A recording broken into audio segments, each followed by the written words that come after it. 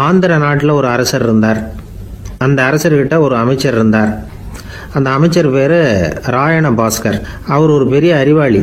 அது மட்டும் இல்லை, மிகச்சிறந்த கொடையாளி. யார் எது கேட்டாலும் இல்லைன்னு சொல்ல மாட்டாராம். அதன் காரணமாகவே அவர்கிட்ட இருந்த செல்வம் நாளுக்கு நாள் குறைஞ்சிக்கிட்டே வந்துட்டு தான். கடைசியில் குடும்பத்துக்குன்னு எதுவும் வைக்காமலே அவர் போய் சேர்ந்துட்டார். மகனும் இறந்துட்டார். அந்த குடும்பத்தில் மிஞ்சி இருந்தது அவருடைய மருமகள், ஒரு பேரன், அவ்வளவுதான். இருந்த ஒரே சொத்து பழுதடைஞ்ச ஒரு வீடு. அந்த அம்மா மற்ற வீடுகளில் வேலை செஞ்சு தன்னுடைய பிள்ளைய படிக்க வச்சுக்கிட்டு வராங்க. அந்த புள்ள ஒரு பெரிய வள்ளலுடைய பேரன்கிறது அந்த பள்ளி வாத்தியார்களுக்கும் தெரியும். அதனால் அவங்களும் இவங்ககிட்ட கொஞ்சம் அன்பாகவும் அக்கறையாகவும் பழகி பாடம் சொல்லி கொடுத்துக்கிட்டு இருக்கிறாங்க. ஒரு நாள் ஒரு புகழ்பெற்ற கவிஞர் ஒருத்தர் அந்த பள்ளிக்கூடத்துக்கு வந்திருக்கிறார். ஆசிரியர்கள்கிட்ட பேசிக்கிட்டு இருந்தப்போ ஒரு செய்தியை சொன்னாராம். ராயண பாஸ்கருங்கிற வள்ளல் எனக்கு நிறைய உதவிகள் செஞ்சிருக்கார், என்னை பாராட்டி பரிசுகள்லாம் கொடுத்துருக்கிறார். அந்த வள்ளல் வாழ்ந்த கிராமத்தை பார்க்கணுங்கிறதுக்காக தான் இப்போ இங்கே வந்திருக்கிறேன் அப்படின்னாராம்.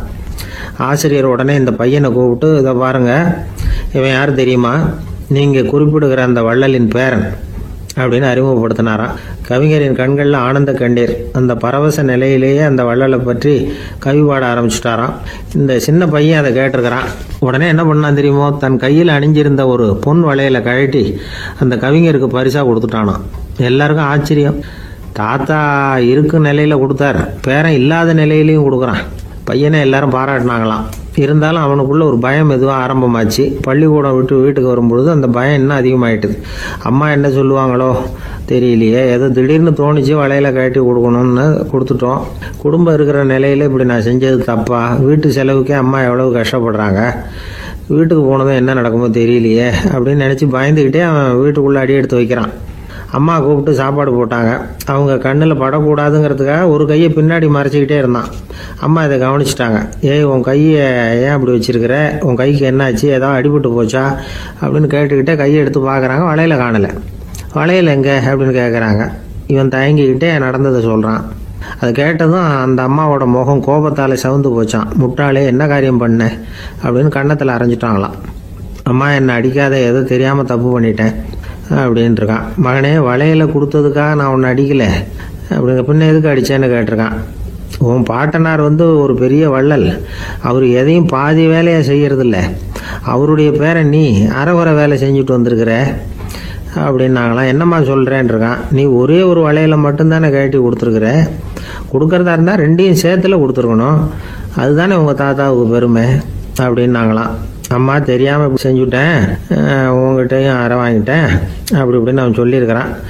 இப்போ அம்மா கொஞ்சம் இருங்க, அந்த கவிஞர் இன்னைக்கு நம்ம ஊரில் தான் தங்கியிருப்பார், நாளைக்கு காலையில் தான் அவர் எங்கே இருக்காருன்னு விசாரித்து இன்னொரு வளையலையும் கொடுத்துட்றேன் அப்படின்ட்டுருக்கான். மகனே, நல்ல செயல்களையெல்லாம் நாளைக்குன்னு ஒத்தி போடாத, நாளைக்கு என்ன நடக்குங்கிறது யாருக்கு தெரியும், இப்போவே போ, எங்கே இருக்காருன்னு பாரு அப்படின்ட்டு இருக்காங்க. மகன் புறப்பட்டான். பள்ளி ஆசிரியர்கிட்ட போய் கேட்டானான் அந்த கவிஞர் எங்கே இருக்காருன்னு. அவர் சொன்னாராம். உடனே போய் அவர் இருக்கிற இடத்துல கதவை தட்டியிருக்கான். ராத்திரி நேரத்தில் இவனை கண்டதும் அவருக்கு ரொம்ப ஆச்சரியம்.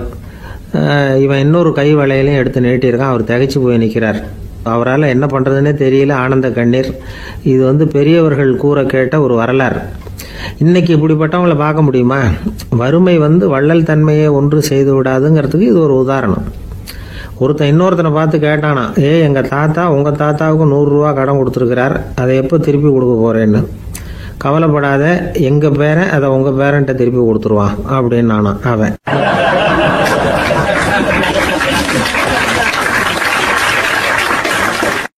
எனக்கு வாழ்க்கையே வெறுத்து போச்சு சார் அப்படின்னு சொல்லிட்டு ஒருத்தர் வந்தார்.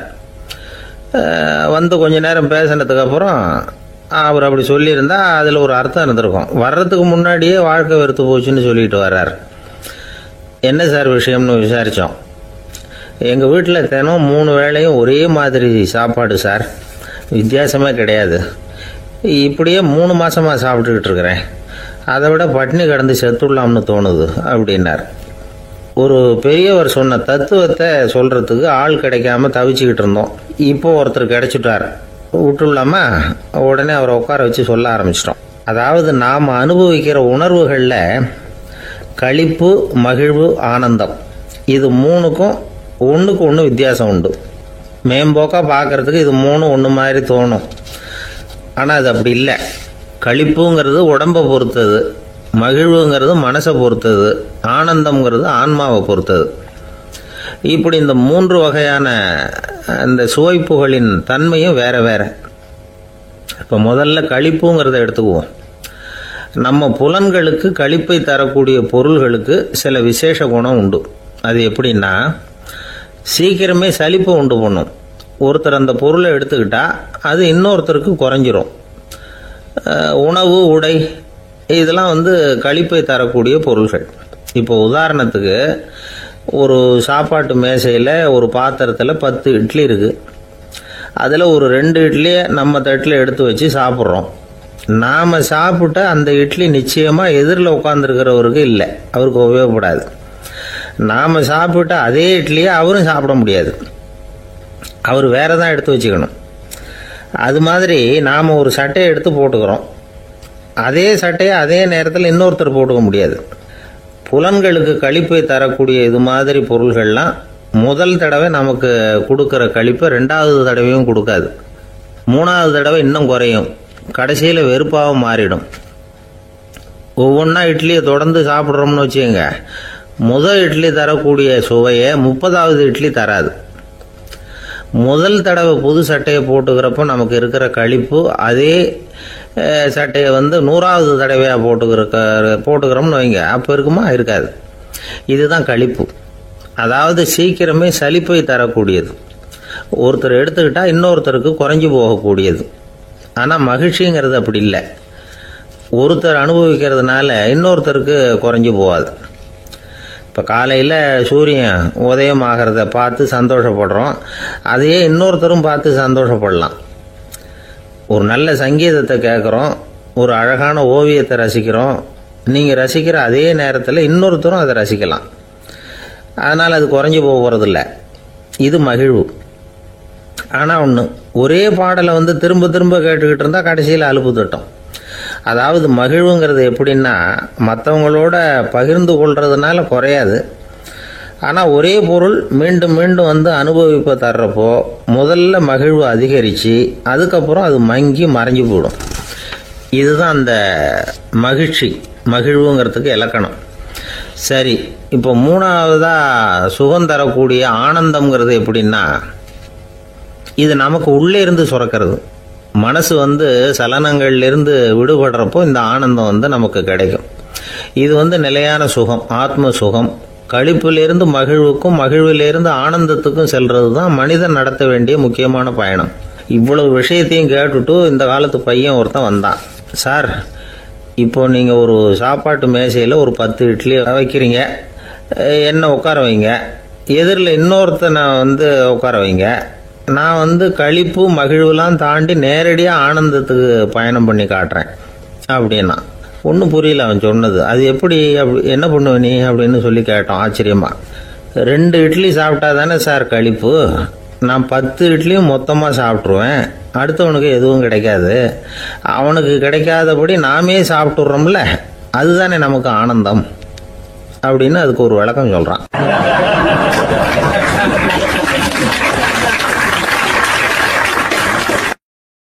துஷ்டரை கண்டால் தூர விலகு, இப்படி ஒரு பழமொழி உண்டு. எதுக்காக இப்படி சொல்லி வச்சாங்க? துஷ்டன் ஏதாவது தொந்தரவு கொடுப்பான், அதனால அவனை கண்டா பயந்துக்கிட்டு ஓடி ஒளிஞ்சுக்கோ அப்படின்னா இதுக்கு அர்த்தம் அப்படி இல்லை. ஒரு துஷ்டன் கிட்ட நெருங்கி போறோம்னு வச்சுக்கோங்க, அவன் நமக்கு கெடுதலான ஆலோசனைகள் எதையும் சொல்லலாம், அல்லது அவன் தீய உணர்வுகள் உள்ளவனா இருக்கலாம், அல்லது தீய செயல்கள் செய்யக்கூடியவனா இருக்கலாம், அல்லது தீய நட்புனால அவன் ஏற்கனவே கெட்டு போனவனா கூட இருக்கலாம். இப்படிப்பட்டவனை நெருங்கி போனா அவனோட பாதிப்பு நமக்கும் வந்துடும். அதனால விலகி போ அப்படின்னு சொல்றாங்க. இதையே கொஞ்சம் விவரமா இப்ப பாப்போமே. இப்ப இந்த துஷ்டர்களை 4 வகையா பிரிக்கிறாங்க. இந்த 4 வகைக்கும் உதாரணம் வேணும்னா வேற எங்கேயும் போக வேண்டியதில்லை, மகாபாரதத்தை பார்த்தாவே போதும். அதுல இந்த 4 வகையான தீயோரும் வர்றாங்க. முதல் வகைக்கு உதாரணம் சகுனி. இவன் மனசுல எப்பவும் தீய எண்ணங்கள் தான் நிறைஞ்சிருக்கும், கனவுல கூட தீய ஆலோசனைகள். யாராவது ஒருத்தர் நல்லபடியா வாழ்ந்தா அதை இவனால சகிச்சிக்க முடியாது.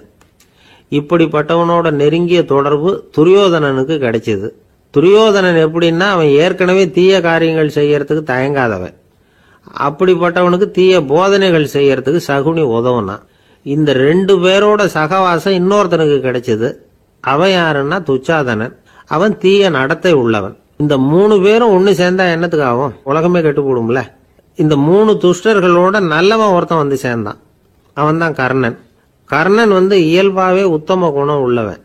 அவன் நல்லவங்களோட சேராம இப்படிப்பட்ட கெட்டவங்க கிட்ட நட்பு வச்சுக்கிட்டான். அதனால அவனும் தீய செயல்களில் ஈடுபடுறது மாதிரி ஆயிடுது. துரியோதனனுடைய நண்பனா அவனுடைய ஆதரவுல வளர்ந்ததுனால அவனுக்கு துணையா இருக்க வேண்டி இருக்குது அப்படின்னா.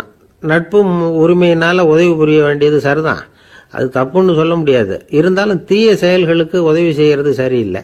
புத்தி பலம் புஜ பலம் எல்லாம் இருந்தா கூட தெய்வ பலம் இல்லைன்னா ஜெயிக்க முடியாது. கர்ணன் மகா வீரன். இருந்தாலும் கடைசியில் அவன் கதி என்னாச்சு? அவங்ககிட்ட எல்லா நல்ல குணங்களும் இருந்தது. இருந்தாலும் ஏன் இப்படி ஆச்சு? தீயவர்களுடைய சேர்க்கை தான் காரணம். அவங்களோட சேர்ந்ததுனால இவனையும் அப்படியே நினைக்க ஆரம்பிச்சுட்டாங்கல்ல. 4 வகை துஷ்டர்கள்ல இவனும் ஒரு வகை அப்படின்னு சொல்ல ஆரம்பிச்சிட்டாங்க. அதாவது தீய ஆலோசனைக்கு சகுனி, தீய உணர்வுகளுக்கு துரியோதனன், தீய செய்கைக்கு துச்சாதனன், தீய நட்புக்கு கர்ணன். இப்படி உதாரணமாயிட்டான். அதனாலதான் துஷ்டரை கண்டால் தூர விலகு அப்படின்னு சொன்னாங்க. அது புராண காலம். இப்பெல்லாம் நிலைமை கொஞ்சம் வேற விதமா இருக்குது. அன்னைக்கு ஒரு நாள் அப்படிதான் ஒரு காட்டு பாதையில யாரோ ஒருத்தர் அடிபட்டு கிடந்தார். யாரோ ஒரு துஷ்டன் அவனை அடிச்சு போட்டுட்டு போயிட்டான் போல இருக்கு. அந்த வழியா போன ஒருத்தர் பரிதாபப்பட்டு அவனை போய் தூக்குனார். ஆறுதல் சொன்னார், இத பாருங்க, இந்த வழியா எப்பவும் தனியா வரக்கூடாது. ஏன்னா இங்க ஒரு ரவுடி இருந்துகிட்டு வர்றவங்க போறவங்களெல்லாம் வழிப்பறி பண்ணிட்டு இருக்கிறதா கேள்விப்பட்டிருக்கிறேன் அப்படின்னாராம். இனிமே அப்படி கேள்விப்பட மாட்டீங்க அப்படின்னு அந்த ஆளு. ஏன்னு கேட்டிருக்காரு இவர். அவன் சொல்லியிருக்கான், நான் தான் சார் அந்த ரவுடி.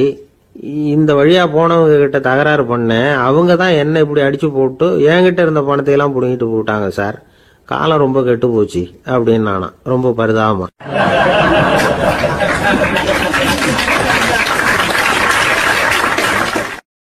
இன்றைக்கு பல பேர் உயில் எழுதி வைக்கிறாங்கல்ல. இந்த உயில்னா என்ன? அதாவது ஒரு நபர் தனக்கு பின்னாடி தன்னுடைய சொத்துக்கள் யாருக்கு போய் சேரணும்னு நினைக்கிறாரோ அந்த நினைப்பை சட்டப்படி உறுதிப்படுத்துறது தான் உயில். சரி, உயிலை யார் எழுதலாம்? 18 வயசு பூர்த்தியான யாரும் உயில் மூலமா சொத்துக்களை விநியோகிக்கலாம். கண் பார்வை இல்லாதவங்க, காது கேளாதவங்க, வாய் பேச முடியாதவங்க, இவங்கெல்லாம் கூட உயில் எழுதி வைக்கலாம். புத்தி சுவாதீனம் இல்லாதவங்க கூட சில சமயம் புத்தி தெளிவா இருந்தா உயில் எழுதலாமா. குடிபோதையில் இருக்கிறவங்க, தாங்கள் என்ன செய்யறோங்கிறது தெளிவா அறிய முடியாதவங்க, நோய் நொடியில் இருக்கிறவங்க, இவங்கெல்லாம் உயில் எழுத முடியாது. ஒருத்தரை நிர்பந்தப்படுத்தி ஏமாத்தி அல்லது சுய நினைவில்லாத ஒருத்தர்கிட்ட எழுதி வாங்கி வைக்கிற உயில் செல்லாது. உயிலை இந்த முறையில தான், இந்த படிவத்தில் தான் எழுதணும்னு சட்டத்தில் விதி எதுவும் கிடையாது. இதுக்கு முத்திரை கட்டணமும் கிடையாது. உயிலை வெற்று காகிதத்தில் எழுதலாம். அச்சு அடிக்கணும், டைப் அடிக்கணுங்கிற அவசியம் கூட இல்லை. கையாலேயே கூட எழுதலாம். எழுதி இருக்கிறது புரியணும், அவ்வளவுதான். குறைந்தபட்சம் 2 சாட்சிகளை வச்சுக்கிட்டு உயில் எழுதுறவர் அதில் கையெழுத்து போடணும். கையெழுத்து போட தெரியாதுன்னா இடது கை பெருவிரல் ரேகை வைக்கலாம். உயில் சாசனத்துக்கு சாட்சிகள் கையெழுத்து இல்லைன்னாலும் அது செல்லாது. அப்புறம் பிரிவிலேஜ்டு வில் அப்படின்னு இருக்கு. அதுக்கு மட்டும் சாட்சிகள் தேவையில்லை. அது என்னன்னா, இந்த விமானப்படை, கப்பல் படை அல்லது யுத்தத்தில் பணிபுரியும் நபர்கள் அவங்கெல்லாம் இருக்கிறாங்க இல்லையா, அப்படிப்பட்டவங்க எழுதுகிற உயில் அது. அதுக்கு சில விசேஷ சலுகைகள் உண்டு. ஒருத்தர் முதல்ல ஒரு உயில் எழுதி வைக்கிறார், அதுக்கப்புறம் மனசு மாறி போகுது, அது வேணாம்னு நினைக்கிறார், ரத்து செஞ்சுடலாம். அதுக்கப்புறம் வேற உயிலும் எழுதலாம். உயிரோடு இருக்கிற வரைக்கும் எத்தனை தடவை வேணும்னாலும் உயில் எழுதலாம். கடைசியா எழுதப்பட்ட உயில் சட்டப்படி சரியா இருந்தா அதுதான் அமலுக்கு வரும். சரி, எழுதுற உயிலை ரகசியமா வச்சிருக்கிறது எப்படி? இது ஒரு கேள்வி. இதுக்கு என்ன செய்யணும்னா, ஒருத்தர் உயிலை எழுதினதுக்கு அப்புறம் அவர் தானாவோ அல்லது அங்கீகரிக்கப்பட்ட முகவர் மூலமாகவோ, அதாவது ஒரு ஏஜென்ட் மூலமாகவோ, ஒரு கவரில் போட்டு சீல் வச்சு கவர் மேலே தன்னுடைய பெயரை எழுதி அல்லது அந்த ஏஜென்ட் பெயரை எழுதி கவர் மேலே என்ன அடக்கம் செய்யப்பட்டிருக்கு, உள்ள என்ன இருக்கு அப்படிங்கிற விவரம்லாம் எழுதி சார் பதிவாளர்கிட்ட ஒப்படைக்கலாம். இதுக்கு கட்டணம் உண்டு. அதுக்கப்புறம் எப்போ தேவைப்படுதோ அப்போ ஒரு மனு கொடுத்து அந்த கவரை திருப்ப வாங்கிக்கலாம். இப்போ எழுதுகிற உயிலை இவ்வளவு நாளுக்குள்ளே பதிவு செய்யணுங்கிற கால வரையறை உண்டா அப்படின்னு ஒரு கேள்வி வரலாம் இல்லையா? எப்போ வேணும்னாலும் பதிவு செய்யலாம். நம்மால் ஒருத்தர் ஒரு நாள் ரொம்ப அவசரமாக வந்தார். இந்த உயில் எழுதுறது சம்பந்தமாக பூரா விவரமாக எனக்கு உடனே தெரியணும்னார். நான் உடனே அவரை வக்கீல் ஒருத்தர்கிட்ட அழைச்சிட்டு போனேன். அவர்கிட்ட எல்லா விவரமும் கேட்டு தெரிஞ்சுக்கிட்டார். ரொம்ப தேங்க்ஸ்ன்னு சொல்லிவிட்டு 2 பேரும் வெளியில் வந்தோம். அதுக்கப்புறம் இவர்கிட்ட கேட்டேன், ஆமாம் இவ்வளவு விவரமாக கேட்குறீங்களே, உங்களுக்கு எத்தனை பிள்ளைங்க சார் அப்படின்னு கேட்டேன். 6 பேர் சார் அப்படின்னார். சரி, இருக்கிற சொத்து எவ்வளவுன்னு கேட்டேன். அதை இனிமே தான் சம்பாதிக்க போகிறேன் அப்படின்னார்.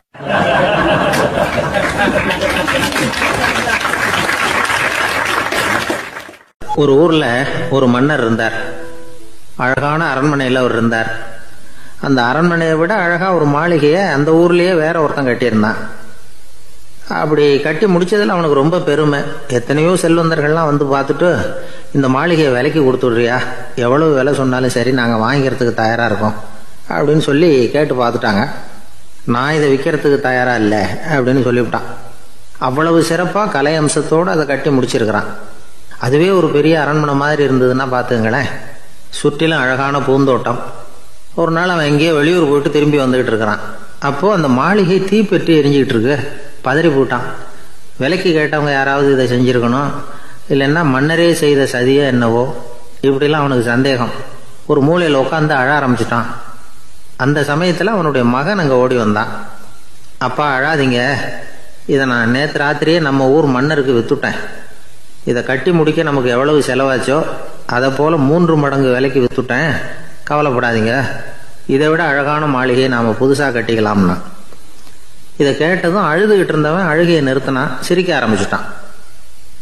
இதே இடத்த நான் மன்னர்கிட்ட இருந்து விலைக்கு வாங்குவேன், இதை விட அழகான மாளிகையை கட்டுவேன் அப்படின்னு சுற்றி நின்று எல்லார்கிட்டையும் சொல்லிக்கிட்டு இருந்தான். இந்த சமயத்தில் அவனோட இளைய மகன் ஓடி வந்தான். அப்பா, அண்ணன் சொன்னதெல்லாம் சரிதான், மன்னர்கிட்ட விலை பேசினதெல்லாம் உண்மைதான், ஆனால் விற்றது பேச்சு அளவில் தான். இனிமே தான் பத்திரம் வாங்கணும், எழுதணும், நீங்கள் கையெழுத்து போடணும், பதிவு பண்ணணும், மன்னர்கிட்ட பணம் வாங்கணும். அதுக்காகத்தான் உங்களை எதிர்பார்த்துக்கிட்டு இருந்தோம். அதுக்குள்ளே இப்படி ஆயிட்டுதுன்னா. இப்போ சிரிச்சுக்கிட்டு இருந்தாவன் சிரிப்பை நிறுத்தினான். மறுபடியும் குழந்தை மாதிரி அழ ஆரம்பிச்சிட்டான். இது ஒரு சம்பவம். இதிலிருந்து என்ன தெரியுது? அந்த அழகான மாளிகை தன்னுடையது அப்படின்னு நினைக்கும் பொழுது அவனுக்கு அழுகை வந்தது. அது தன்னுடையது இல்லை அப்படின்னு நினைக்கிற போது சிரிப்பு வந்தது. மறுபடியும் அது தன்னுடையது தான் அப்படிங்கிற உணர்வு வரும்பொழுது அழுகை. எது எதிலிருந்து நீ நீங்கி இருக்கிறாயோ அது அதிலிருந்து உனக்கு துன்பம் இல்லை அப்படிங்கிறார் திருவள்ளுவர்.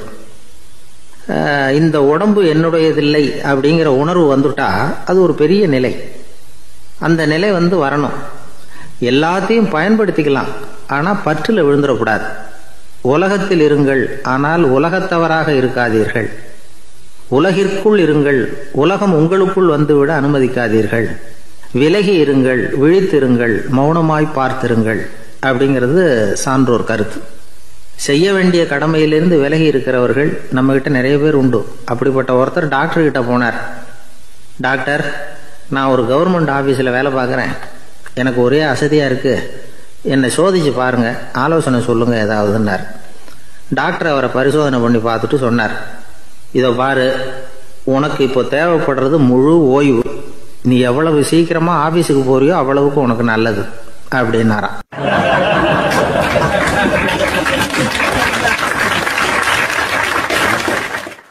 ஒரு ஊர்ல ஒரு ஆள் இருந்தான். கற்பனையிலேயே காலத்தை கடத்திக்கிட்டு இருந்தான். ஒரு நாள் ஒரு மரத்தடியில் உட்காந்துருந்தான். அவனுக்கு பசிக்கிற மாதிரி தெரிஞ்சுது. உடனே கற்பனையிலேயே சாப்பிட ஆரம்பிச்சுட்டான். அதாவது எதிரில் இலை போட்டு சாப்பாடு போடப்பட்டிருக்கிறதாகவும் அதை இவன் சாப்பிட்றதாகவும் நினச்சிக்கிட்டு கையை மட்டும் வாய்க்கும் தரைக்குமா அப்படியும் இப்படியும் கொண்டுகிட்டு போய் பாவனை பண்ணிக்கிட்டே இருக்கிறான். தூரத்தில் இருந்து பார்க்குறவங்களுக்கு இவன் ஏதோ பலமான விருந்து சாப்பிட்டுக்கிட்டு இருக்கிறான் அப்படின்னு தான் தோணும். அது மாதிரியே பண்ணிக்கிட்டு இருந்தான். அந்த வழியாக ஒரு சன்னியாசி வந்துக்கிட்டு இருந்தார். இவனை பார்த்தார். என்ன இவன் இப்படி பண்ணிகிட்டு இருக்கிறானே அப்படின்னு நினச்சாரு. கொஞ்ச நேரம் அவனையே உத்து பார்த்துக்கிட்டு இருந்தார். இவரை பார்த்ததும் அவன் இன்னமும் சுவாரஸ்யமாக சாப்பிட ஆரம்பிச்சுட்டான். அப்பப்பா, என்ன இது, இந்த குழம்பு இவ்வளவு காரமாக இருக்கு, என்னுடைய நாக்கே எரிஞ்சு போடும் போல இருக்கு அப்படின்னு சொல்லிக்கிட்டு பக்கத்தில் ஒரு குவளையை எடுத்து தண்ணி குடிக்கிறது மாதிரி பாவனை பண்ணுறான். அப்பாடா இப்போ கொஞ்சம் பரவாயில்ல அப்படின்னு சொல்லிட்டு குவளையை கீழே வைக்கிறது மாதிரி ஒரு பாவனை பண்ணுறான். சன்னியாசி பார்த்தார். என்னப்பா சாப்பாட்டில் காரம் அதிகமோ அப்படின்னார். ஆமாம் சுவாமி, ஞாபகம் மறதியில் கொஞ்சம் மிளகாய் அதிகமாக சேர்த்துக்கிட்டேன் அப்படின்னா. சரி சாப்பிடு அப்படின்னு சொல்லிட்டார். அவன் சாப்பிட்டு முடிக்கிற வரைக்கும் பொறுமையாக உட்காந்துருந்தார். அவன் அப்பாடா அப்படின்னு சொல்லிட்டு மறுபடியும் தண்ணியை எடுத்து குடித்தான். எல்லாம் கற்பனையிலேயே. அதுக்கப்புறம் சன்னியாசி பேச ஆரம்பித்தார். இதை பாருப்பா, உன்னுடைய கற்பனையை நான் மெச்சுறேன்.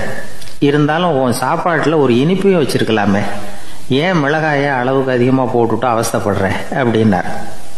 அவன் யோசிக்க ஆரம்பித்தான். அதுக்கப்புறம் இவர் சொன்னார், இதை பாருப்பா, இனிமேல உன்னுடைய கற்பனையும் உயர்ந்ததாக இருக்கட்டும் அப்படின்னு உபதேசம் பண்ணிவிட்டு போனார். எப்பவும் உயர்வை பற்றியே சிந்திக்கணும். உயர்வு கிடைக்கலன்னா கூட அப்படி சிந்திக்கிறத நிறுத்தப்படாது அப்படிங்கிறார் திருவள்ளுவர். உள்ளுவது எல்லாம் உயர் உள்ளல், மற்ற அது தள்ளினும் தள்ளாமை நேர்த்து. ஊக்கம் இல்லாமல் உலகத்தில் வாழ்ந்து பிரயோஜனம் இல்லை. அதனால உயர்வாகவே சிந்திக்கணும். அது நம்மளை ஊக்கப்படுத்தும். இது பெரிய ஒரு வாக்கு. இந்த உலகத்தில் கற்பனையிலேயே வாழ்கிற சில கஞ்சர்களும் உண்டு. அதாவது 2 கஞ்சர்கள், 2 பேரும் பக்கத்து பக்கத்து ஊரில் இருந்தாங்க. பொங்கல் சமயம் ஒரு கஞ்சன் தன்னுடைய மகனை கூப்பிட்டான்.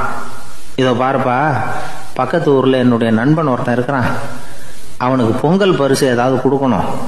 நான் ஒரு 4 ஆட்டுக்குட்டியை தரேன், நீ கொண்டுகிட்டு போய் கொடுத்துட்டு வந்துவிடுறியா அப்படின்னு கேட்டான். சரி, நான் புள்ள ஒரு பைய கையில் எடுத்துக்கோன்னா. அவன் எடுத்துக்கிட்டான். இந்த ஆட்டுக்குட்டி பிடிச்சிக்கோ அப்படின்னு சொல்லி ஒவ்வொன்றா போடுறேன் பார் அப்படின்னு சொல்லிட்டு 1 2 3 4 அப்படின்னு எண்ணிக்கிட்டே வெறும் சைகையாலேயே ஆட்டுக்குட்டியை பிடிச்சி போடுறது மாதிரி பாவனை பண்ணிக்கிட்டு இருக்கிறான். அவன் பிள்ளையும் அது ரொம்ப அக்கறையாக வாங்கிக்கிறது மாதிரி வாங்கிக்கிட்டு அந்த பையை தூக்கிக்கிட்டு அடுத்த ஊருக்கு போகிறான். இவன் அங்கே போய் சேர்ந்த நேரத்தில் அந்த கஞ்சன் ஊரில் இல்லை, எங்கேயோ வெளியில் போயிருக்கிறான். அவனோட புள்ள மட்டும்தான் வீட்டில் இருந்தான். இவன் அவன்கிட்ட, இதை பாரு, எங்கள் அப்பா உங்கள் அப்பாவுக்கு ஆட்டுக்குட்டி கொடுத்து அனுப்பியிருக்கிறாரு, பிடிச்சிக்கோ அப்படின்னு சொல்லி பாவனையிலேயே ஒவ்வொன்றா எடுத்து அவங்ககிட்ட கொடுத்துட்டான். அவனும் வாங்கிட்டான் வாங்கிறது மாதிரி. அப்புறம் சொன்னான், சரிப்பா, நானும் பதிலுக்கு ஏதாவது ஒன்றுகிட்ட கொடுக்கணும் இல்லையா, அதனால் அந்த பையை பிடி, ஒரு 10 எலுமிச்சம்பழம் தரேன், பதிலுக்கு அதை நீ எடுத்துகிட்டு போ அப்படின்னு சொல்லி கையாலேயே ஒவ்வொன்றா எடுத்து போடுறது மாதிரி பாவனை பண்ணிவிட்டான். அவனும் ரொம்ப நன்றி அப்படின்னு சொல்லிவிட்டு அதை வாங்கிட்டு போயிட்டான். கொஞ்ச நேரம் கழிச்சு வெளியில் போயிருந்த அப்பங்காரன் திரும்பி வந்தான். உள்ள சொன்னான், அப்பா, உன்னோட நண்பர் அவருடைய மகன் மூலமாக உனக்கு 6 ஆட்டுக்குட்டி கொடுத்து அனுப்பியிருந்தார். நானும் பதிலுக்கு ஒரு 10 எலுமிச்சம்பழம் கொடுத்து அனுப்பியிருக்கிறேன் அப்படின்னா. எப்படிடா கொடுத்தேன்னு கேட்டார் அப்பா. இப்படி தான் கொடுத்தேன்னு சொல்லி சைகையிலேயே காட்டினான். இதை பார்த்ததும் அப்பங்காரனுக்கு பயங்கரமாக கோவம் வந்துட்டுது. பலார்னு அரைஞ்சுட்டான் பையனை. ஏன்பா அரைஞ்ச? 10 எலுமிச்சம்பழம் கொடுத்துட்டேனே அப்படிங்கிறதுக்காகவா அப்படின்னு கேட்டான். அது கூட பரவாயில்ல, நீ காட்டுற சைகையை பார்த்தா ஆரஞ்சு பழம் சைஸுக்கு இருக்குதே, அவ்வளவு பெருசா ஏன் கொடுத்த? அதுதான் எனக்கு கோபம் அப்படி.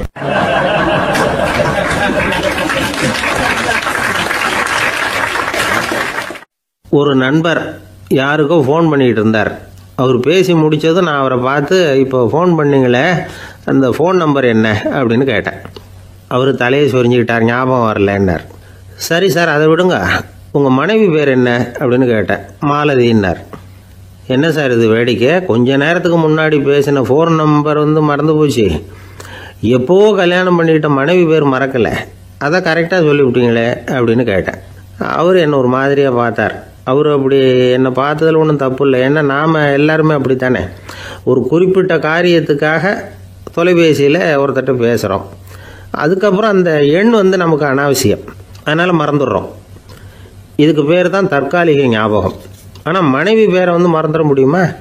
முடியாது. அது அவசியமான ஒன்று. அடிக்கடி அந்த பேரை உபயோகப்படுத்துகிறோம், அதனாலேயும் அது முக்கியங்கிறதுனாலேயும் அதை மறக்கறதில்லை. இதுக்கு பேர் நிரந்தர ஞாபகம். சரி, இந்த தற்காலிக ஞாபகம், நிரந்தர ஞாபகம், இது 2 ஞாபக அளவுகளையும் கட்டுப்படுத்துறது எது அப்படின்னா மூளைக்குள்ளே நடக்கிற மின்சார நடவடிக்கைகள் தான். தற்காலிக ஞாபகம் ஒரு மின்னல் மாதிரி தோன்றி மறையுது. நிரந்தர ஞாபகம் ஒரு படிவம் போல மூளையில் படிஞ்சுடுது. ஒரு சம்பவத்தின் பல பிரதிகள் மூளையில் பல்வேறு பகுதிகளிலேயும் படிகிறதுனால ஒன்று மறைஞ்சாலும் மறந்தாலும் இன்னொன்று மறையறதில்லை. இப்படிப்பட்ட நிலைமையில தான் இந்த தொண்டையில் இருக்கு, வாயில் வரமாட்டேங்குது சார் அப்படிமா. ஒருத்தருக்கு எந்த துறையில் ஆர்வமும் ஈடுபாடும் அதிகமோ அது சம்பந்தமான ஞாபக சக்தி அதிகமாக இருக்கும். தொழிலை விரும்புகிற ஒரு டெலிஃபோன் ஆப்ரேட்டருக்கு எண்கள்லாம் நல்ல ஞாபகம் இருக்கும். அது மாதிரி கவிஞர்களுக்கு வார்த்தைகள் நல்ல ஞாபகத்தில் இருக்கும். இது ஒரு பக்கம் இருந்தாலும் ஒரு மூளை எண்களை விட எழுத்துக்களை விட படங்களை ரொம்ப சுலபமாக ஞாபகத்தில் வச்சுக்குது. புரிஞ்சுக்கிற தன்மை, அனுபவம், புத்தி கூர்மை இது கூடி குறையிறத பொறுத்து ஞாபக சக்தியும் ஏறும் இறங்கும். இப்போ உதாரணத்துக்கு ஒரு பையனுக்கு படித்தது எதுவும் ஞாபகத்தில் இல்லைன்னா அவன் அதை சரியாக புரிஞ்சுக்கலன்னு அர்த்தம். இந்த மறதிங்கிறது எந்த சமயத்தில் ஒரு பிரச்சனை ஆகுது தெரியுமா? உங்களுக்கு வேண்டியப்பட்ட ஒருத்தரை ஞாயிற்றுக்கிழமை சாயந்தரம் சரியாக 5 மணிக்கு கடற்கரைக்கு வர சொல்லிவிட்டு அந்த நேரத்தை மறந்துவிட்டா அது பரவாயில்ல, வர சொன்னதையே மறந்துவிட்டா தான் நிலைமை மோசம்னு அர்த்தம். இப்படி இருந்தால் இது சிகிச்சை எடுத்துக்க வேண்டிய நிலைமைங்கிறத புரிஞ்சுக்கணும். ஆமாம், இதுக்கும் மருந்து இருக்குது. ஆனால் மூளை குறிப்பிட்ட அளவுக்கும் கீழே இயங்குறப்போவோ இன்னொன்று சொல்லுவாங்க, இந்த நியூரோ டிரான்ஸ்மிட்டர் அப்படின்னு சொல்லுவாங்க. அப்படிங்கிற மூளை ரசாயனம் ரொம்பவும் குறைஞ்சி போகிறப்போ மட்டும்தான் உபயோகப்படும். டாக்டர் என்ன சொல்கிறாங்க தெரியுமா? மூளையை பொறுத்த வரைக்கும் அதில் ஞாபக சக்தி அதிகமாக உள்ள மூளை, மறதி உள்ள மூளை அப்படின்னு ஒன்றும் கிடையாது அப்படிங்கிறாங்க. நினைவு வச்சுக்கிறதுக்கு பயிற்சி அளிக்கப்பட்ட மூளை, பயிற்சியற்ற மூளை அப்படின்னு வேணும்னா சொல்லலாம் அப்படின்னு சொல்கிறாங்க. அதனால் நம்ம ஞாபக சக்திங்கிறது நம்மக்கிட்ட இருக்கிற பயிற்சி, முயற்சி இதை பொறுத்து தான் அமையும். ஒருத்தர் ஒரு பென்சிலை எங்கேயோ வச்சுக்கிட்டு தேடிக்கிட்டு இருந்தார். அப்புறம் என்னமோ தீவிரமாக யோசனை பண்ணி அதை ஞாபகப்படுத்தி பார்த்துக்கிட்டு இருந்தாராம். எதிரில் உட்காந்துருந்தவர் சொன்னார், பென்சிலை தானே தேடிக்கிட்டு இருக்கீங்க, அது உங்கள் வலது காதில் இருக்குது சார் அப்படின்னாராம் அவர். இதுக்கு அவர் சொல்லியிருக்காரு, பென்சிலை வலது காதில் தான் வச்சுருக்கேங்கிறது எனக்கு நல்லா ஞாபகம் இருக்குது, ஆனால் எது வலது காதுங்கிறது தான் மறந்து போச்சு அப்படின்னாராம். அவர் அதை தான் யோசிச்சுட்டு இருந்திருக்கிறார்.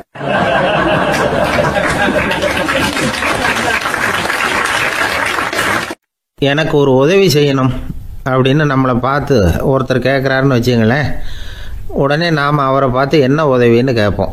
இதுதான் சராசரி மனிதர்களின் இயல்பு.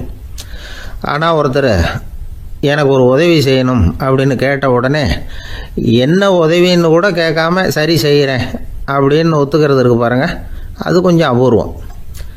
அந்த காலத்தில் ஒருத்தர் இருந்தார். அவர் எப்படி தெரியுமா?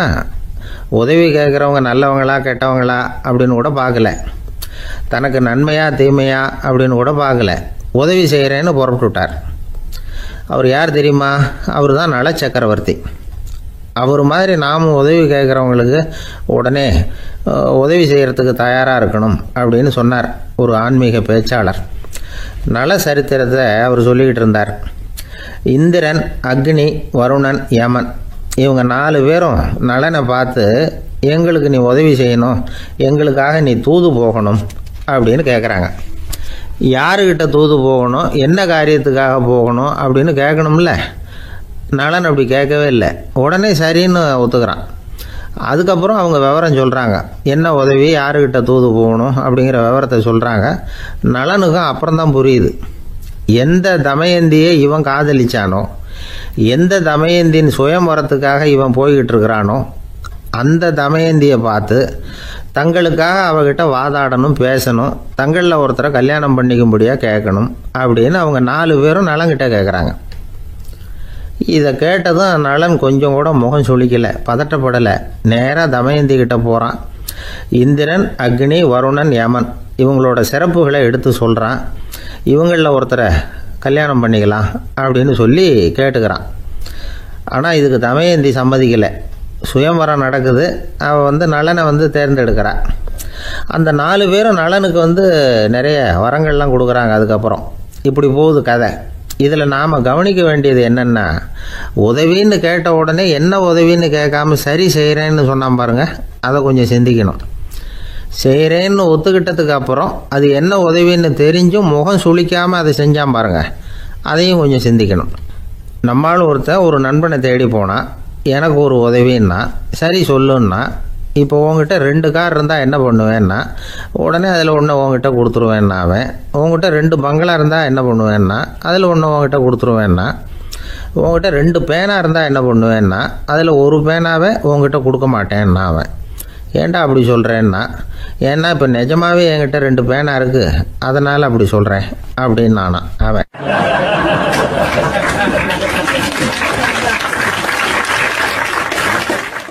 காலை நேரம் கடற்கரை ஓரம் காலை வீசிக்கிட்டு கையை வீசிக்கிட்டு ஏதோ சண்டைக்கு போகிற சிப்பாய் மாதிரி எல்லாரும் நடந்து போயிட்டுருக்கிறாங்க.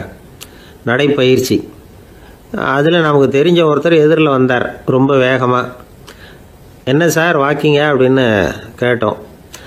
அவரால் ஆமாம்னு பதில் சொல்ல முடியல, அவ்வளவு கஷ்டம். மூச்சு விடுறதுக்கே வாயை திறந்து மூடிட்டு இருக்கிறார். எங்கே பேசுறது? கொஞ்சம் நின்று நிதானித்து மூச்சு விட்டுட்டு அதுக்கப்புறம் சொன்னார் ஆமாம் அப்படின்னு. என்ன சார் இவ்வளவு வேகம்னோ? உங்கள் பேச்சை கேட்டுவிட்டு தான் சார் நடக்க ஆரம்பித்தோம். நீங்கள் தான் அடிக்கடி சொல்லிகிட்டு இருந்தீங்க நடக்கிறது நல்லதுன்னு. அன்னையிலேருந்து ஆரம்பிச்சுட்டேன். ஆனால் ரொம்ப கஷ்டமாக இருக்குது சார்.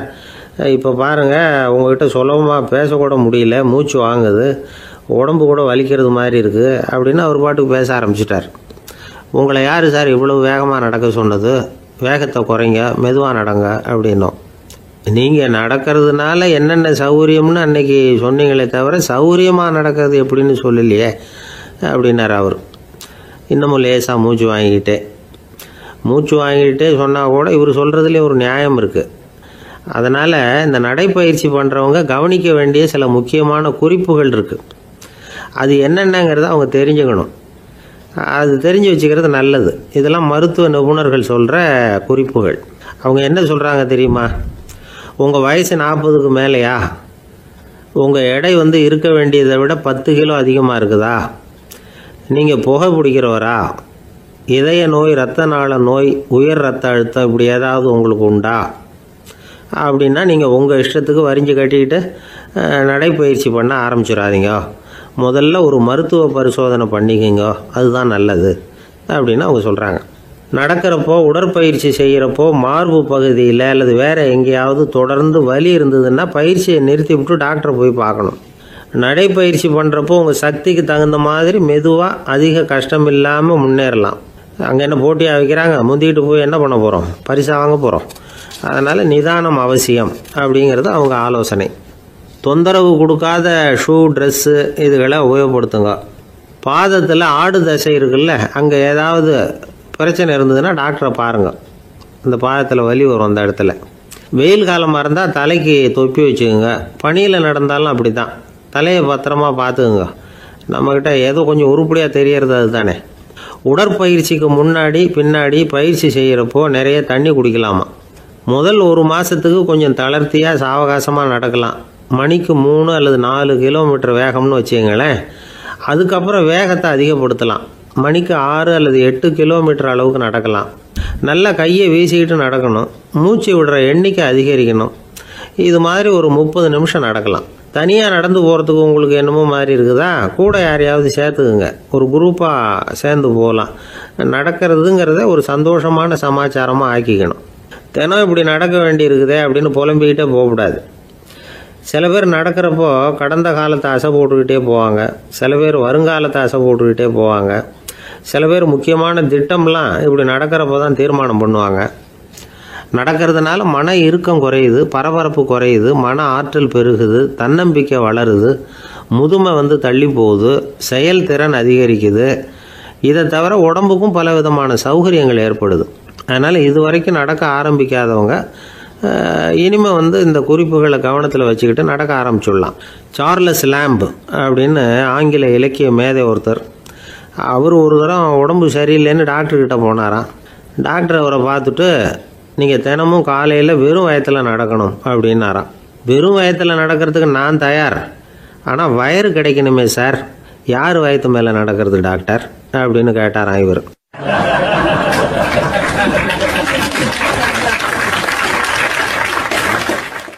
ஒரு ஊரில் ஒரு மன்னன் இருந்தான், கொடுங்கோல் மன்னன். நிறைய தொந்தரவு பண்ணிக்கிட்டு இருந்தான். அவன் ஒரு தடவை என்ன பண்ணான் தெரியுமா? ஒரு தப்பும் பண்ணாத ஒரு இளைஞனை பிடிச்சி ஜெயிலில் அடைச்சுட்டான். அந்த பையனோட சொந்தக்காரங்கள்லாம் ராஜா கிட்ட போனாங்க. அவன் ஒரு தவறும் பண்ணலை, அவனை விடுதலை பண்ணுங்க அப்படின்னு கெஞ்சி கேட்டுக்கிட்டாங்க. மன்னன் யோசனை பண்ணான். அந்த இளைஞனை கூப்பிட்டுக்கிட்டு வர சொன்னான். அவனை கொண்டாந்து ராஜா முன்னாடி நிறுத்தினாங்க. இதை பாருப்பா, உன்னை நான் விடுதலை பண்ணுவேன், ஆனால் ஒரு கண்டிஷன். அந்த நிபந்தனையை நீ நிறைவேற்றினா உனக்கு விடுதலை அப்படின்னா மன்னன். சரின்னு ஒத்துக்கிட்டான் பையன். மன்னன் கண்டிஷன் என்னங்கிறத சொன்னான். உங்ககிட்ட ஒரு செம்மறி ஆட்டை கொடுக்க போகிறேன். 1 மாதத்துக்கு அதுக்கு தேவையான தீனியையும் கொடுக்க போகிறேன். ஒரு மாதம் கழித்து அந்த ஆட்டை எடை போட்டு பார்ப்பேன். அந்த ஆட்டின் எடை கொஞ்சம் கூட கூடி இருக்கக்கூடாது. எடை கூடி இருந்தால் உனக்கு விடுதலை கிடையாது. என்ன சொல்கிற அப்படின்னா பையனுக்கு ஒன்றும் புரியல, பயமாக போயிட்டுது. குழம்பிக்கிட்டே நின்றுக்கிட்டு இருக்கிறான். சரி, ஒரு நாள் டைம் தரேன், நல்லா யோசனை பண்ணி பார்த்துட்டு நாளைக்கு உன் முடிவை சொல்லு அப்படின்னா மன்னன். பையன் கவலையோடு வெளியில் வந்தான். அங்கே ஒரு பெரியவர் நின்றுக்கிட்டு இருந்தார். அவர்கிட்ட விஷயத்தை சொன்னான். அந்த பெரியவர் இந்த பையனுக்கு காதோட காதாக ஒரு வழியை சொல்லி கொடுத்தார். அதை கேட்டதும் பையன் மறுபடியும் மன்னன் முன்னாடி நின்னா, உங்கள் நிபந்தனையை ஏற்றுக்கிறேன்னு சொன்னான். மன்னன் ஒரு ஆட்டுக்குட்டியையும் அதுக்கு ஒரு மாதத்துக்கு தேவைப்படுற தீவனத்தையும் கொடுக்கும்படியாக உத்தரவு போட்டான். கொடுத்தாங்க. ஓடிட்டு போயிட்டான். ஒரு மாதம் தினமும் தவறாமல் அந்த தீவனத்தை ஆட்டுக்குட்டிக்கு போட்டுக்கிட்டு இருக்கிறான். ஒரு மாதம் கழித்து அந்த ஆட்டை அரண்மனைக்கு ஓட்டிகிட்டு போனான். மன்னன் அதை எடை போட்டு பார்க்குறான். எடை கூடவே இல்லை, அப்படியே தான் இருக்குது. உடனே போட்ட நிபந்தனைப்படி அந்த இளைஞனை விடுதலை பண்ணிவிட்டான். சரி, ஆட்டுக்கு எடை கூடாமல் இருக்கிறதுக்கு அந்த பெரியவர் சொல்லி கொடுத்த யோசனை என்ன அப்படின்னா, அது வேற ஒன்றும் இல்லை. அந்த ஆட்டுக்கு எதிரில் அது கண்ணில் படுற மாதிரி ஒரு ஓநாயை கட்டி போட சொன்னார். அவ்வளவுதான். ஆட்டுக்கு ஓநாய்ங்கிறது பிறவி பகை. ஓநாயை பார்த்தா ஆடு நடுங்க ஆரம்பிச்சிரும், அவ்வளவு பயம். தினமும் அந்த ஆடு பயந்துக்கிட்டே தேனி சாப்பிட்டுது, எடை கூடல. அதுதான் ரகசியம். இது சின்ன பிள்ளைங்களுக்கான ஒரு கதை. இதிலேருந்து தெரிஞ்சுக்க வேண்டிய உண்மை என்னன்னா, நாமெல்லாம் சாப்பிட்றப்ப மனசும் உடம்பும் அமைதியாக இருக்கணும். அப்போதான் அது உடம்புல ஒட்டும். அவசரத்துலையும் பயத்துலையும் சாப்பிட்டா அது சரியா ஜீரணமாகாது. இன்னொரு ராஜா இருந்தார். அவரும் ஒரு இளைஞனை ஜெயிலில் அடைச்சி விட்டார். விடுதலை பண்ணணும்னா ஒரு கண்டிஷன்னார். என்னன்னு கேட்டான். ஒரு ஆட்டுக்குட்டியை அவன் முன்னாடி கொண்டாந்து நிறுத்துவேன், நீ அதுக்கிட்ட ஒரு கேள்வி கேட்கணும், அதுக்கு சரியான பதிலை சொல்லணும். அப்படி செஞ்சுட்டா உனக்கு விடுதலைன்னார். இளைஞன் யோசனை பண்ணி பார்த்தான். சரின்னு ஒத்துக்கிட்டான். அது பிரகாரமே ஆட்டுக்குட்டியை பதில் சொல்ல வச்சுட்டான். என்ன நடந்தது தெரியுமா? ஆட்டுக்குட்டியை கொண்டாந்து நிறுத்தினாங்க. இவன் மெதுவாக அதுகிட்ட போனான். அது காதுகிட்ட போய் ஏப்ரலுக்கு அடுத்த மாதம் என்ன மாதம்னு கேட்டான். அது உடனே மேன்னு கத்திச்சு. இவன் விடுதலை ஆயிட்டான்.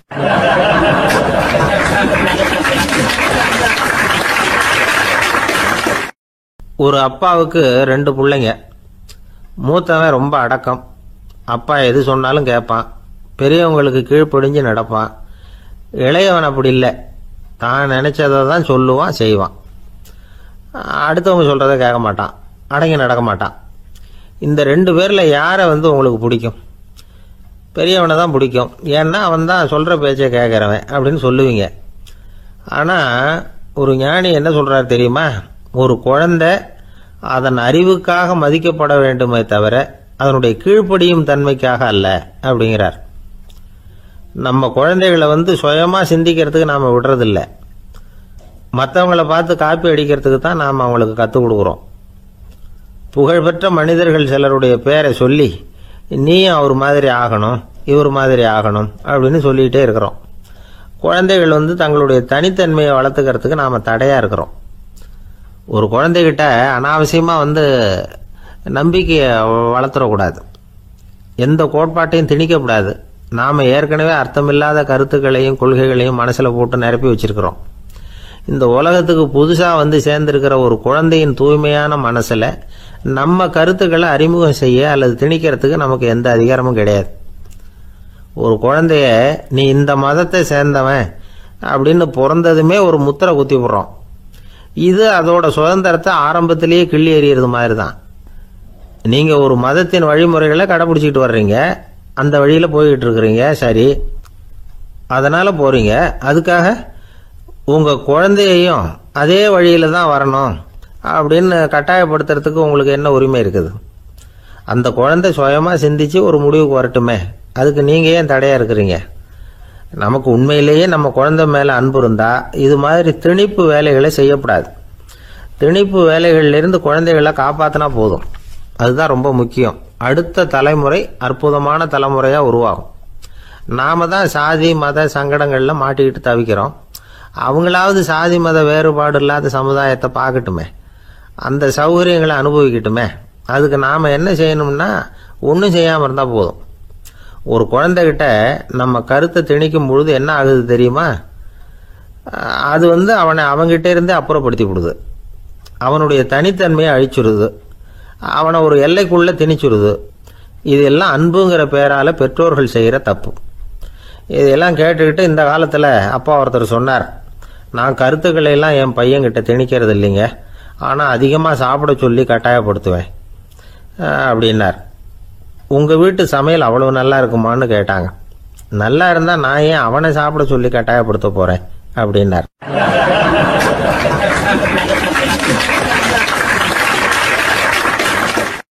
உங்கள் பையன் எப்படி சார் இருக்கான் அப்படின்னு விசாரிச்சார் ஒருத்தர். அவன் என்ன சார், எதை சொன்னாலும் காதில் வாங்க மாட்டேங்கிறான், அவன் பாட்டுக்கு போகிறான் வர்றான் அப்படின்னு சொல்லி அழுத்துக்கிட்டார் அப்பா. பெரியவங்க சொல்கிறத சின்ன பிள்ளைங்க கேட்கறது இல்லைங்கிறது ஒரு குறை, பெரியவங்க சொல்கிறது சின்ன பிள்ளைங்க காதிலேயே விழறது இல்லைங்கிறது ஒரு குறை. இது கொஞ்சம் சீரியஸான விஷயம், கவனித்து பார்க்கணும். ஒரு குழந்தைக்கு காது சரியாக கேட்குதா இல்லையா அப்படிங்கிறத நாம தான் கவனித்து பார்த்து கண்டுபிடிக்கணும்.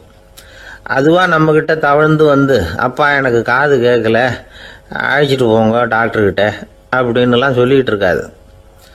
அது சரி, ஒரு குழந்தைக்கு காது சரிவர கேட்குதா இல்லையா அப்படிங்கிறத முன்கூட்டியே நாம் தெரிஞ்சுக்கிறது எப்படி? அதுக்கு சில வழி இருக்குது. உங்கள் குழந்தைய கொஞ்சம் அப்படியே கவனித்து பாருங்கள். அடிக்கடி ஜலதோஷம், காதில் அரிப்பு ஏற்படுதா, மூக்கு விரிவாகவும் அப்புறம் டான்சில், அடினாய்டு, சத அழற்சி இது மாதிரி ஏதாவது இருக்கா, வாயிலிருந்து எச்சில் ஒழுகுதா, குழந்தை வாயினால் சுவாசிக்குதா, பற்கள் முன்னாடி தள்ளி வளருதா, இதெல்லாம் அதுக்கு அறிகுறி. அப்புறம் இந்த VBDF TH இப்படி இந்த ஒலிகள் சேர்ந்த வார்த்தைகளை குழந்தை சரியாக புரிஞ்சுக்காது. இப்போ உதாரணத்துக்கு பட்டுன்னு சொல்லு குழந்தை அப்படின்னீங்கன்னா அது கட்டுன்னு சொல்லும். அதாவது பட்டு சவுண்டை அதால் புரிஞ்சிக்க முடியல. அப்புறம் உங்கள் குழந்தை உங்களை உறக்க பேச சொல்கிறானா, அடிக்கடி கேள்வி கேட்குறானா, சாப்பிட்றப்போ கவனம் இல்லாமல் இருக்கானா, படிப்பில் போதுமான முன்னேற்றம் இல்லையா, வகுப்பில் சரியாக கவனிக்கிறது இல்லையா, இப்படிலாம் இருந்தால் ஆரம்பத்திலேயே டாக்டர்கிட்ட அழைச்சிட்டு போய் சிகிச்சையை ஆரம்பிச்சுடலாம், குணப்படுத்தி விடலாம். குழந்தைக்கு காது சரியாக கேட்கலன்னா நீங்கள் செய்ய வேண்டியது என்ன தெரியுமா? அவனுக்கு காது கேட்கலேங்கிறதுக்காக அவன் முன்னாடி சத்தம் போட்டு பேசக்கூடாது. மெதுவாக சீராக பேசணும், அவனை பார்த்து பேசணும். உங்கள் உதட்டு அசைவுகள் அவனுக்கு உதவும், அதை பார்த்தே புரிஞ்சுக்குவான். நீங்கள் வாயில் வெத்தலை பாக்கு போட்டுக்கிட்டோ புகை பிடிச்சிக்கிட்டோ பேசக்கூடாது. அப்படி பேசினா அவனால் அந்த உச்சரிப்பை சரியாக புரிஞ்சிக்க முடியாது. ஒரு வார்த்தையை சொல்கிறீங்க, அவனுக்கு புரியல அப்படின்னா அதே வார்த்தையை மறுபடியும் சொல்லணும்.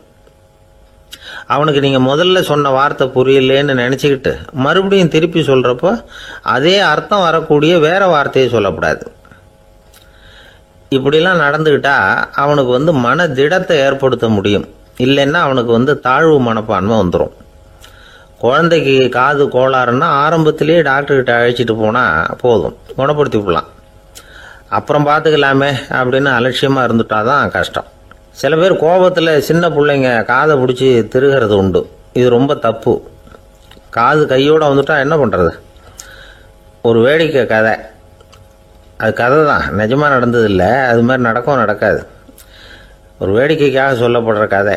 அதாவது ஒரு வீட்டில் அப்பா அம்மாவை பார்த்து சொல்லிகிட்டு இருக்கார், இதை பாரு, நாளைக்கு காலையில் என்னை சீக்கிரம் எழுப்பி விட்டுரு, நான் செங்கல்பட்டு வரைக்கும் போயிட்டு வர வேண்டியிருக்கு அப்படின்னாராம். இதை அவங்க பையன் காதில் வாங்கிட்டு இருக்கான்.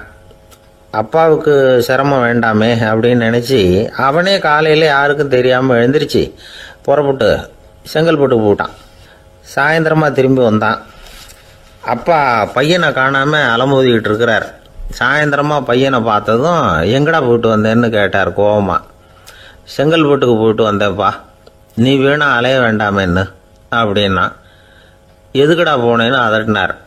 அதான்ப்பா, நீ நேற்று அம்மா கிட்ட சொல்லிக்கிட்டு இருந்த, அதை காதில் வாங்கினேன், உனக்காக நான் போயிட்டு வந்தேன் அப்படின்னா. உடனே எந்த காதில் வாங்கினேன் அப்படின்னு சொல்லி காதை பிடிச்சி திருகினார். அந்த காது கையோடு வந்துட்டுது. இது நடந்து கொஞ்ச நாள் கழித்து அந்த அப்பாவும் பையனும் கடத்தெருவில் போய்கிட்டு இருக்கிறாங்க. எதிரில் ஒரு நாய் ஓடி வந்தது. அதுக்கு 2 காதும் இல்லை. என்ன இது, இந்த நாய்க்குட்டிக்கு 2 காதும் இல்லை அப்படின்னார் அப்பா. அதுக்கு பையன் சொல்கிறான், அப்பா அது 2 தடவை செங்கல்பட்டுக்கு போயிட்டு வந்துடுவோம் அப்படின்னானா.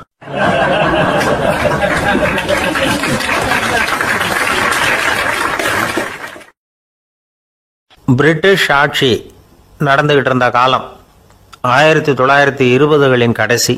அப்போ நடந்த ஒரு உண்மை நிகழ்ச்சி இது. ஒரு கல்யாண மாப்பிள்ளை ரயிலில் வந்து இறங்க போறார். அவரை வரவேற்க ஒரு ராஜ குடும்பமே வந்து காத்துக்கிட்டு இருக்குது. மங்களூர்லேருந்து வந்து இறங்குற அந்த மாப்பிள்ளை யார் தெரியுமா? ஒரு நாய். உண்மைதான், அந்த நாய்க்கு தான் கல்யாணம். சுதேசி சமஸ்தானத்து மன்னர்களில் ஒருத்தர் ஜூனாகட் மகாராஜா. அவரோட வளர்ப்பு நாய் ரோஷனாரா. அதுக்கு கல்யாணம் பண்ணி வைக்கணும்னு ஆசைப்பட்டார். மாப்பிள்ளை தேடினார். மங்களூர் மகாராஜாவோட வளர்ப்பு நாய் ஒன்று இருந்தது, பேரு பாபி. இது ரெண்டுக்கும் கல்யாணம் நடத்த முடிவு பண்ணார்.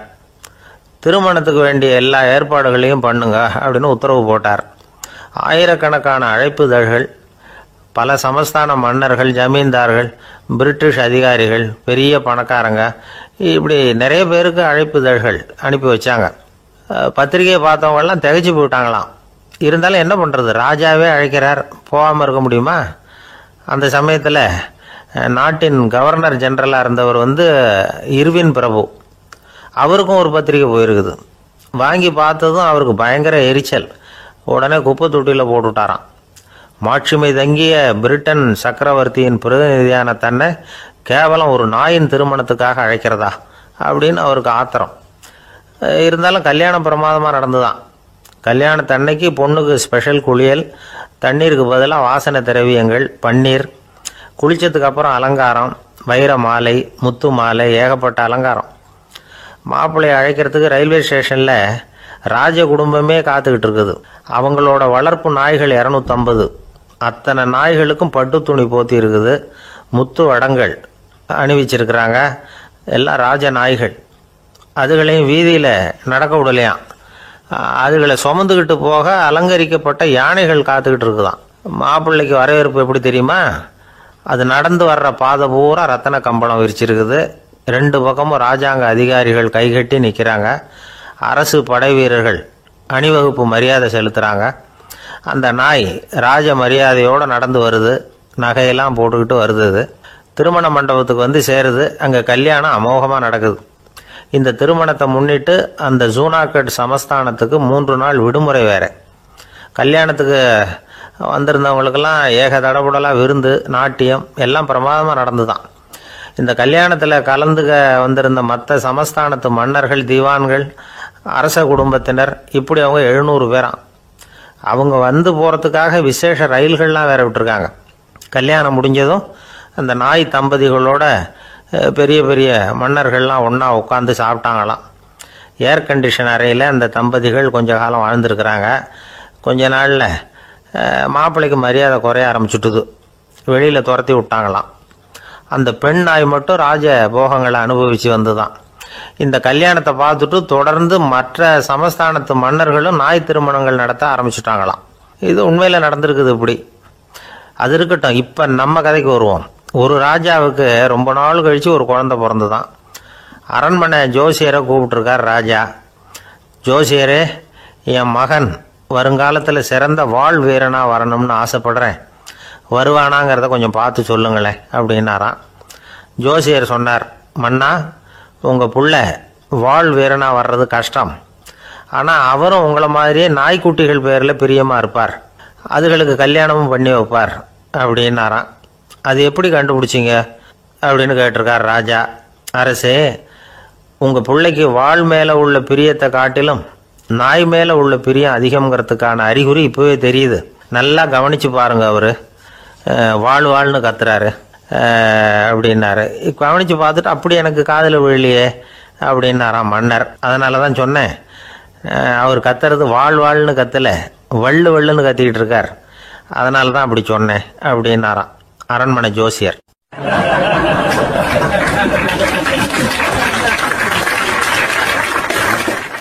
ஒரு பெரிய காடு.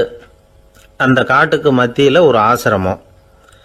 அங்கே ஒரு முனிவர் இருந்தார். பல இடங்கள்லேருந்து வர்ற குழந்தைகளுக்கு அவர் வந்து பாடம் சொல்லி கொடுத்துக்கிட்டு இருக்கிறார். ஏழை பணக்காரர் அப்படிங்கிற வித்தியாசம்லாம் கிடையாதுங்க. எல்லாரும் அவர்கிட்ட தங்கள் பிள்ளைகளை வந்து அனுப்பி வச்சாங்க. மன்னர்களுடைய பிள்ளைங்க கூட அங்கே அவர்கிட்ட தான் படிக்கிறதுக்கு வருவாங்க. ஆனால் அந்த முனிவரை பொறுத்த வரைக்கும் எல்லா பிள்ளைங்களும் ஒன்று தான். இது யார் வீட்டு பிள்ளைன்னெல்லாம் பார்க்க மாட்டார். எல்லாரும் சமம். மாணவர்கள்லாம் அங்கேயே மாத கணக்கில் வருஷ கணக்கில் தங்கியிருந்து பாடம் கற்றுக்கிட்டு போகிறது வழக்கம். அவராக பார்த்து போகணுன்னு சொல்கிற வரைக்கும் அங்கேயே இருக்கணும், படிக்கணும். குருகுல வாசம். ஒரு சமயம் ஒரு ராஜகுமாரனும் அவர்கிட்ட வந்து படிச்சுக்கிட்டு இருந்தான். அவனுக்கு ஒரு 15 வயசு இருக்கும். சில வருஷம் கழித்து அந்த முனிவர் தன்கிட்ட இருக்கிற மாணவர்களுக்கெல்லாம் பரீட்சை வச்சார். அவங்களுடைய அறிவு முதிர்ச்சியை கணிக்கிறதுக்காக பல சோதனைகள்லாம் வச்சார். ஒவ்வொருத்தராக பார்த்து இனிமேல் நீங்கள் வந்து உங்கள் வீட்டுக்கு போகலாம் அப்படின்னு சொல்லி அனுப்பி வச்சுக்கிட்டு இருக்கிறார். எல்லாரும் போயிட்டாங்க. கடைசியாக மிஞ்சி இருந்தது ஒரே ஒரு மாணவன். அவனை மட்டும் வீட்டுக்கு அனுப்பல. யார் அந்த பையன் தெரியுமா? அவன்தான் அந்த ராஜகுமாரன். ராஜகுமாரனுடைய தந்தைக்கு, அதுதான் அந்த ராஜாவுக்கு, அங்கே வயசு ஏறிக்கிட்டே போகுது. என்ன இது, படிக்க போன பையன் இன்னும் திரும்பி வரலையே அப்படின்னு நினைச்சார். வந்துட்டா சீக்கிரமா அவனுக்கு பட்டம் கட்டிவிட்டு நாம விலகிக்கலாமே அப்படின்னு நினைச்சாரு. கல்யாணம் வேற பண்ணி பார்க்கணும் பையனுக்கு. ஆனால் பையன் வர்ற வழியை காணும். ராஜா பார்த்தார். சரி, நேர்லேயே போய் என்னன்னு தெரிஞ்சுட்டு வந்துடுவோம் அப்படின்னு காட்டுக்கு புறப்பட்டார். அங்கே போய் முனிவரை பார்த்தார். முனிவர் வந்து இவரை அன்பாக வரவேற்று உட்கார வச்சார். அதுக்கப்புறம் ராஜா மெதுவா, எல்லாரையும் வீட்டுக்கு அனுப்பி வச்சுட்டீங்களாமே, ஏன் பிள்ளைய மட்டும் அப்படின்னு சொல்லி மெதுவாக இழுத்தார். முனிவர் வந்து இதுக்கு உடனே பதில் சொல்லலை. ராஜாவை கூப்பிட்டுட்டு போய் விருந்தினர் குடிசையில் தங்க வச்சார். அதுக்கப்புறம் சொன்னார், உங்கள் மகன் வந்து எல்லா பாடங்கள்லையும் முதல் இடம் வாங்கியிருக்கான். இப்படி முதலாவதாக வர்ற மாணவனுக்கு நாங்கள் இன்னொரு தேர்வு வைக்கிறது வழக்கம். அதுலேயும் அவன் வந்து முதலாவதாக வந்துட்டான்னா அவன் ஒரு பெரிய வித்வான் அப்படிங்கிற கௌரவத்தை அடைஞ்சிருவான் அப்படின்னார். அதாவது முனிவர் அப்படி சொல்கிறார். அப்படி சொல்லிவிட்டு போயிட்டார் அவர். ராஜா அங்கேயே தங்கிட்டார். ராத்திரி படுத்து தூங்கினார். காலையில் எழுந்திரிச்சு அந்த குடிசைக்கு வெளியில் வந்தார் பல்லு விளக்கறதுக்காக. அந்த சமயத்தில் தூரத்தில் ஒருத்தன் ஒரு கையில் கோடாலியை வச்சுக்கிட்டு தலையில் ஒரு பெரிய விறகு கட்டை சுமந்துக்கிட்டு வந்துக்கிட்டு இருக்கிறது மாதிரி தெரிஞ்சது. யாராவது விறகு வெட்டியாக இருக்கும் அப்படின்னு நினைச்சார் ராஜா. கிட்ட வந்ததும் உத்து பார்க்குறாரு. பார்த்தா அது தன்னோட புள்ள. திகைச்சு போயிட்டார். என்ன இது, ஒரு ராஜகுமாரனை கூட இது மாதிரி வேலையெல்லாம் செய்ய சொல்கிறாங்களே அப்படின்னு நினைச்சார். ராஜகுமாரன் வந்து விறகு கட்டை கொண்டுகிட்டு போய் கொல்லை பக்கம் வச்சான். அந்த சமயம் முனிவர் அங்கே வந்தார். என்ன மகனே, விறகு வெட்டிட்டு வந்துட்டியா? சரி, இப்போ வந்து ஒரு துடைப்பத்தை எடுத்துக்கோ, விருந்தினர் குடிசையின் வாசல் பக்கத்தை கூட்டி பெருக்கி சுத்தம் பண்ணு போ அப்படின்னார். அப்படியே செய்கிறேன் குருவே அப்படின்னு சொல்லிவிட்டு போனான். சுத்தம் பண்ண ஆரம்பிச்சிட்டான். ராஜா பார்த்தார் இதை. உடனே ஓடியாந்தார். மகனே, என்ன காரியம் பண்ணுற? துடைப்பத்தை கீழே போடுனார். இப்போ அந்த ராஜகுமாரன் சொல்கிறான், தந்தையே, இது வந்து என்னுடைய குருதேவரோட உத்தரவு. இங்கே வந்து நான் ஒரு மாணவன். இங்கே அரசனும் ஒன்று தான், ஆண்டியும் ஒன்று தான். குருதேவர் சொல்கிறத மறுக்காமல் செய்கிறது தான் எங்கள் கடமை அப்படின்னா. இந்த சமயம் முனிவர் அங்கே வந்தார். இவனை வந்து முதுகில் தட்டி கொடுத்தார். அப்புறம் ராஜா கிட்ட சொன்னார், அரசே, உங்கள் புள்ள எங்கள் கடைசி தேர்வுலையும் வெற்றி பெற்றுட்டான். பணிவு தான் மாணவர்களின் மிக உயர்ந்த குணம். குருநாதர் சொல்றது மனசுக்கு பிடிக்கலன்னா கூட மறுக்காம செய்யணும். அப்படி செய்யறதுனால எதை செய்யலாம் எதை செய்யக்கூடாது அப்படிங்கிற விவேகம் அவங்களுக்கு வந்துடும். செய்யக்கூடாததை கூட பெரியவங்க சொல்லிவிட்டா செஞ்சுதான் ஆகணும் அப்படிங்கிற பணிவு அவங்களுக்கு வந்துடும். இந்த குணம் வந்துட்டுதுன்னா அவங்க எத்தனை கடினமான வேலையா இருந்தா கூட ரொம்ப சுலபமாக செஞ்சு முடிச்சிருவாங்க. தூக்கத்திலேயும் அப்புறம் துக்கத்திலேயும் தோண்டு போட மாட்டாங்க. இந்த பணிவும் விவேகமும் அவங்க கிட்ட மன உறுதியை ஏற்படுத்தும். அந்த உறுதி உங்க பையனுக்கு வந்தாச்சு. இனிமே அவனை நீங்க அழைச்சிட்டு போகலாம். அவன் நிச்சயமா பேரும் புகழும் பெறுவான் அப்படின்னாரு. ராஜா அவரை பார்த்து, குருதேவா, புரிஞ்சுக்கிட்டேன், என்னை மன்னிக்கணும் அப்படின்னாரு. அதுக்கப்புறம் மகனை அழைச்சிக்கிட்டு நாட்டுக்கு திரும்பி வந்துட்டார். இந்த கதையை இன்று ஒரு தகவலில் சொல்லுங்க சார், உங்கள் நிகழ்ச்சியில் சொல்லுங்க சார் அப்படின்னு சொல்லி மாணவர்கள் கேட்டால் பணிவாக இருக்கிறது எப்படி அப்படிங்கிறத புரிஞ்சுக்குவாங்க அப்படின்னு சொன்னார் ஒருத்தர். சரி சொல்லுவோம், அதுக்கு முன்னாடி நேர்லேயே ஒரு பையன்கிட்ட சொல்லி பார்க்கலாமே அப்படின்னு தோணுச்சு. உடனே ஒரு பையனை கூப்பிட்டோம். ஏன்பா, உங்கள் வாத்தியார் உனக்கு இது மாதிரி ஒரு பரீட்சை வச்சா என்ன பண்ணுவேன் அப்படின்னு கேட்டோம். நானும் அப்படி தான் சார் நடந்துக்குவேன், விறகு வெட்டுவேன், தொடப்பத்தினால கூட்டி சுத்தம் பண்ணுவேன், உடனே செஞ்சு முடிச்சிருவேன் சார் அப்படின்னா. பலே பரவாயில்லையே அப்படின்னோம். ஆமாம் சார், அப்படி செஞ்சால் தானே வீட்டுக்கு அனுப்புவார், இல்லைன்னா இன்னொரு வருஷம் இங்கேயே இருந்து படின்னு சொல்லி விடுவார், அதனால் அப்படி செய்வேன் அப்படிங்கிறான் அந்த பையன்.